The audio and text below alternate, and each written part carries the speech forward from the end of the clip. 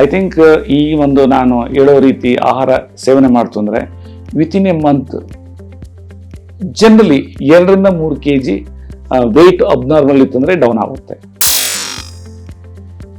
ಅಂದರೆ ಈಗ ನಮ್ಮ ಊಟ ಪ್ಲೇಟ್ ಇರ್ತದೆ, ಆ ಪ್ಲೇಟಲ್ಲಿ 50%ಗಿಂತ ಮೇಲೆ ಹೆಲ್ತಿ ಪರ್ಸನ್ನು ಇವನು ತಗೊಳ್ಬಾರ್ದು. ಅದರಲ್ಲೂ ಸಹ ಮೈನರ್ ಮಿಲಿಟ್ಸ್ ಬರುತ್ತೆ, ಅದನ್ನು ನಾವು ಸಿರಿಧಾನ ಅಂತೀವಿ.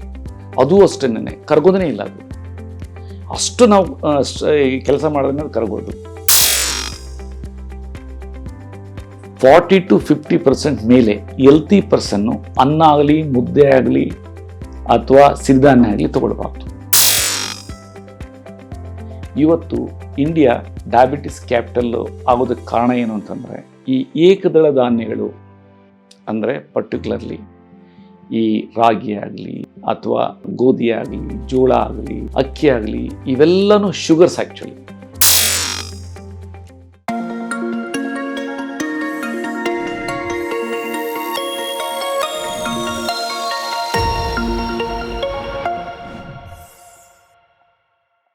ನಾನು doctor S M. Raju, retired IAS officer. ನಾನು ಮಿರಕಲ್ ಡ್ರಿಂಕ್ಸ್ ನ್ಯೂ ಆಯುರ್ವೇದ ಏನಿದೆ ಅದರ inventor. Basically necessity is the mother of invention.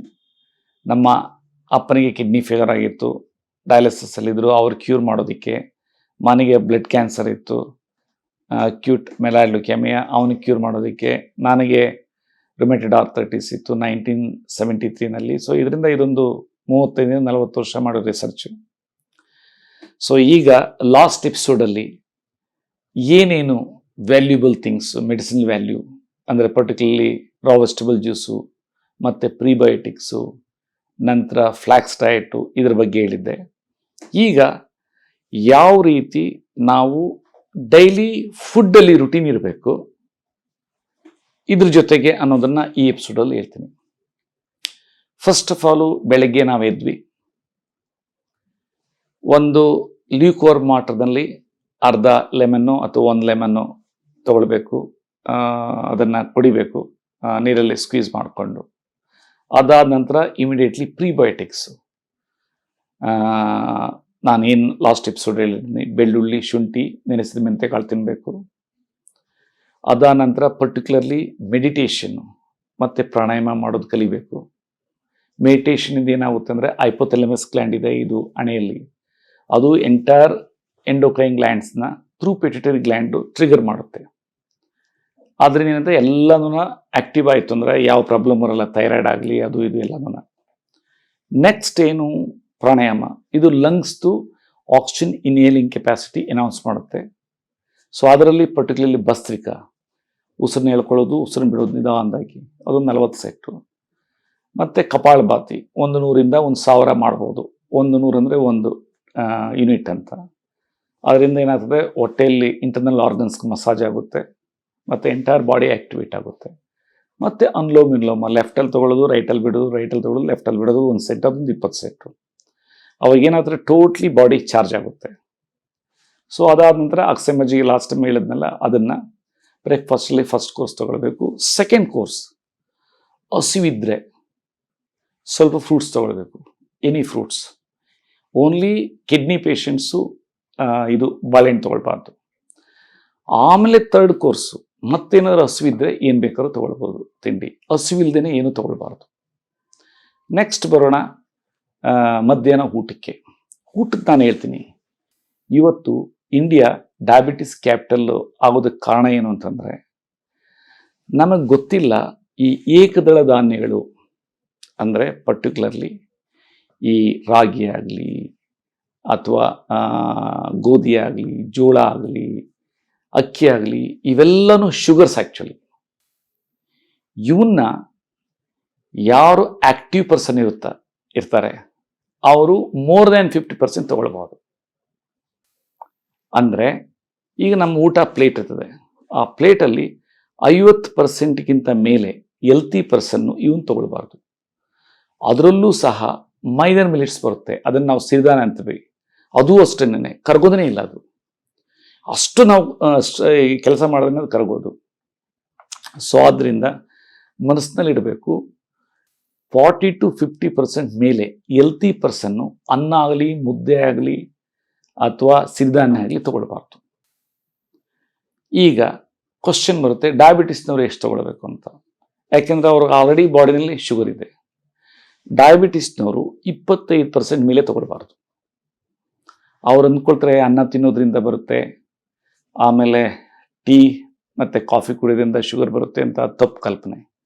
Main ಬರೋದು ಇದು ಸೀರಿಯಲ್ಸಿಂದ, ಅನ್ನ ಮತ್ತು ಮುದ್ದೆ ಇದರಿಂದ. ಯಾಕಂದರೆ ಅದು ಕರಗೋದಿಲ್ಲ. ಕರಗದೇ ಇರೋದ್ರಲ್ಲಿ ನಮ್ಮ ಬಾಡಿನಲ್ಲೇ ಅದು ಉಳಿದು ಬಿಡ್ತೈತೆ. ಮತ್ತೆ ಏನು ಈಗ ಪ್ರಾಬ್ಲಮ್ಮು, ಸುಮಾರು ಜನಕ್ಕೆ ಹಾರ್ಟ್ ಪ್ರಾಬ್ಲಮ್ಮು ಅದೆಲ್ಲ ಇರ್ತೈತೆ.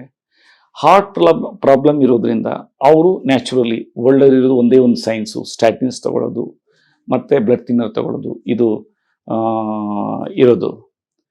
ಸೊ ಆ ತಗೊಳ್ಳೋದ್ರಿಂದ ಏನಾಗುತ್ತೆ, ಡಾಕ್ಟರ್ BM ಹೆಗ್ಡೆ ಸಾಹೇಬರು ತುಂಬ ಚೆನ್ನಾಗಿ ಹೇಳಿದ್ದಾರೆ, ಅದು ತಗೊಳ್ಳೋದ್ರಿಂದ ಲಿವರ್ ಹಾಳಾಗುತ್ತೆ.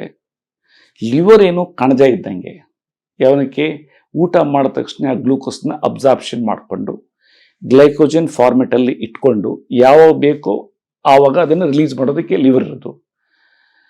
ಆ ಲಿವರ್ ಡ್ಯಾಮೇಜ್ ಆಗೋಯ್ತು ಅಂದರೆ ಆಟೋಮೆಟಿಕ್ಲಿ ಬ್ಲಡ್ಡಲ್ಲೇ ಅದು ಗ್ಲೂಕೋಸು ಓಡಾಡ್ತಾ ಇರ್ತೈತೆ. ಇದರಿಂದ ಏನಾಗುತ್ತೆ, ಹೆಚ್ಚಾಗಿ ಶುಗರ್ ಕಂಟ್ರೋಲೇ ಆಗೋದಿಲ್ಲ.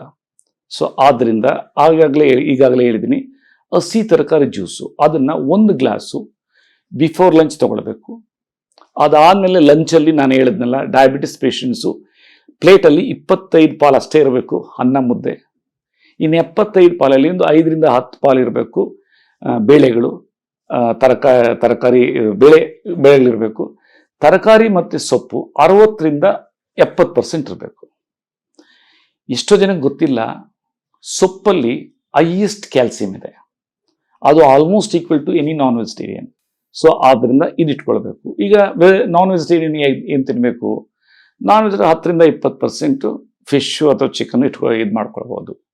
ಸೊ ಈ ರೀತಿ ಬ್ಯಾಲೆನ್ಸ್ಡ್ ಡಯಟ್ ಇತ್ತು ಅಂತಂದರೆ ನಿಮ್ಮದು ಶುಗರ್ ಲೆವೆಲ್ಲು 3-4 ದಿನದಲ್ಲೇ ನೀವು ನೋಡ್ಬೋದು ಯಾವ ರೀತಿ ಕಂಟ್ರೋಲ್ ಆಗುತ್ತೆ ಅಂತ. ಸೊ ಆದ್ದರಿಂದ ಮಧ್ಯಾಹ್ನ ಈ ರೀತಿ ಇರಬೇಕು ಊಟ. ರಾತ್ರಿ ಏನು, ಎಗೈನ್ ಡಯಾಬಿಟಿಸ್ ಪೇಷಂಟ್ಸು 1 ಗ್ಲಾಸು ರಾ ವೆಜಿಟಬಲ್ ಜ್ಯೂಸ್ ಕುಡಿಬೇಕು. ಲಾಸ್ಟ್ ಎಪಿಸೋಡ್ ಹೇಳಿದ್ದೀನಿ ಯಾವ ರೀತಿ ಮಾಡಬೇಕು ಅಂತ. ನಂತರ ಸೇಮ್ ಊಟ, ಏನೇ ಊಟ ಮಾಡಲಿ, ಅದು ಎಸ್ಪೆಷಲಿ ಅನ್ನ, ಪರ್ಟಿಕ್ಯುಲರ್ಲಿ ಅನ್ನನ ಕುಕ್ಕರಲ್ಲಿ ಮಾಡಬಾರ್ದು. ಮಾಮೂಲಿ ಮಾಡಿಬಿಟ್ಟು ಅದಕ್ಕೆ ಗಂಜಿ ಬಸಿಬೇಕು. ಆ ಬಸಿದಾಗ ಎಷ್ಟೋ ಸ್ಟಾರ್ಚ್ ಇದಾಗುತ್ತೆ, ನಿಮಗೆ ಗೊತ್ತಾಗುತ್ತೆ ಎಷ್ಟು ಲೈಟಾಗಿರುತ್ತೆ ಮತ್ತು ಎಷ್ಟು ನೀವು ಎಂಜಾಯ್ ಮಾಡ್ಬೋದು ಅಂತ. ಸೊ ರಾತ್ರಿ ಊಟದಲ್ಲೂ ಅಷ್ಟೇ. ಮತ್ತು ಈಗ ಇನ್ನೊಂದು ಹೊಸ ಪ್ರಿನ್ಸಿಪಲ್ಸ್ ಇದೆ, ರಾತ್ರಿ ಊಟನೇ ಮಾಡಬಾರ್ದು ಅಂತ.